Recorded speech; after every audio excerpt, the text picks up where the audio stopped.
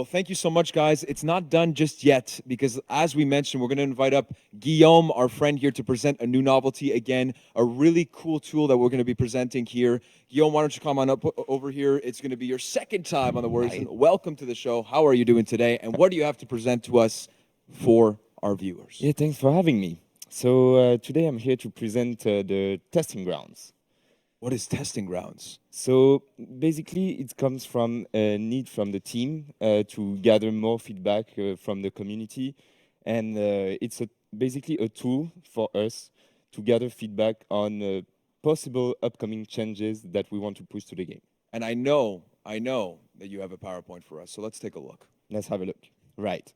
So basically, we're going to allow people to play an active role in the balancing of the game, uh, basically helping us shape the future of the platform with us by playing possible upcoming changes that may or may not make it into the final game before their actual release.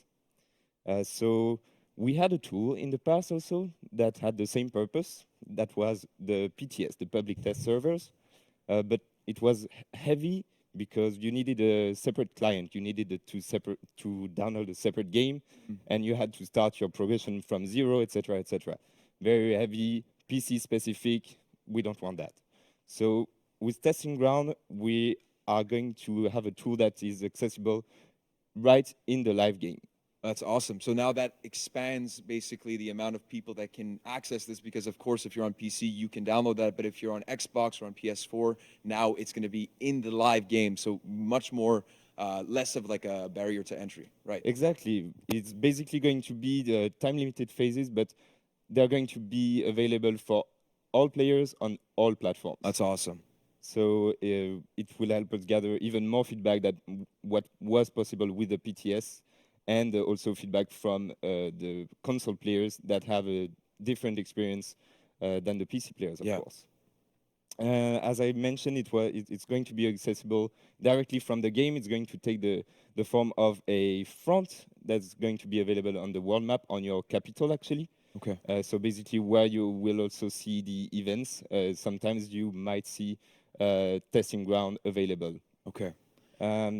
So yeah, big perks, no download needed because this is the same game, so it's accessible directly in your game, and your progression is shared. So all that you had from the past is going to be already available for you, and you will still keep on receiving your steel, your XP, just like as if you were playing any other game mode of the game. And so, in terms of the access, I mean, let's say there are changes on DLC characters specifically that maybe you don't have. You still get to go into this front and experience the changes, but maybe just from the opponent perspective, correct? Yeah, that's correct. So if you have access to the DLC heroes, you can play them as any other game mode.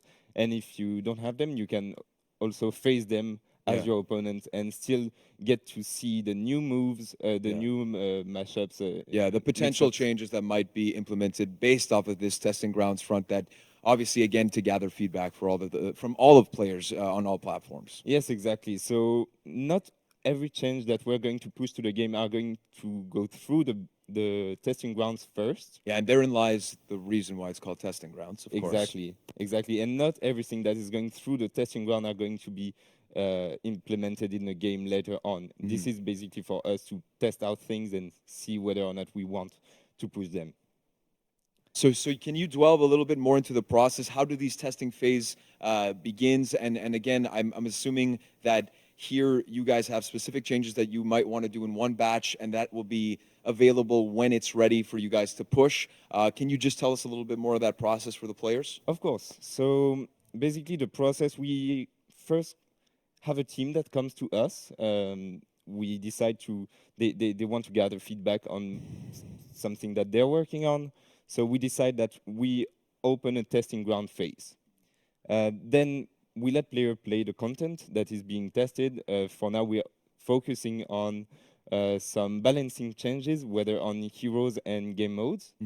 And as we can see, I don't know if this means anything. I don't know. But we see the Centurion there.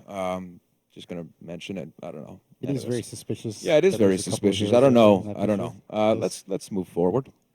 Then we will close the testing phase, and while the testing phase is occurring, we will gather feedback, and once the testing phase closes, we will analyze this feedback. So we'll have many sources to have feedback. We'll first send out a survey for the testing ground, focusing on those changes. We'll also monitor the Ubisoft forums and other social media such as Reddit. And after that, we will take into account the feedback and decide whether we need more work on if we can just go on with the changes that we propose on the testing grounds. Awesome. And I'm assuming for you and your team, Stefan, is that this is a really valuable tool to be able not only to push these changes and get a look at what they can look like in the live game on PC, Xbox, and PS4. What does this mean and imply for your team in terms of benefits? Because this is something that helps both the players as well as, I would assume, your team. I completely agree. I mean, what's really exciting for us is like we can go, okay, so we want to try some changes that might be small, big, and kind of medium, depending on that like order that you see there, Yeah. perhaps. Yeah. Yeah. In the game. Keep Whereas coming with the before- hints, of course. Whereas before we would have to go to a PTS that only PC players could play Yeah. in a separate download, and wouldn't get any progression, like Yeah. wouldn't rep up, wouldn't get gear, wouldn't get any rewards for doing it. Yeah. Now we can go to you and be like, here's some changes we're putting in the game, and one day a player might just turn it on and see, hey, the event says testing grounds, what's in there, Yeah. and all players can play, so we're empowering everybody, and we can get as much feedback as we can before we decide what to do with it. Awesome. And just to end off, I know that this is coming on later, but also you were talking about, activity card. Is there information that players can find in there specifically in terms of those changes, maybe? So yeah, of course, in the activity card, you will have a mention of the high-level idea of the changes that we are pushing on the testing ground every time. But then we'll also send players will also have a link to separate patch notes that are going to be testing ground specific, where you will see all the details of all the changes that you are being able to witness while playing in the testing grounds. Well, awesome. Well, thank you so much, guys. Again, this was a pretty long segment because there's so much stuff. And again, the novelty of testing grounds, which I think players back at home should be excited for. Again, thank you for your time. And we'll be right back after this with a special segment with, again, Ubisoft's creative department, Helix. A really cool segment on how we produce really cool assets behind us here, CGI trailers. So again, stick with us. Really, really exciting stuff. Thank you again, guys. And we'll see you soon. Thank you.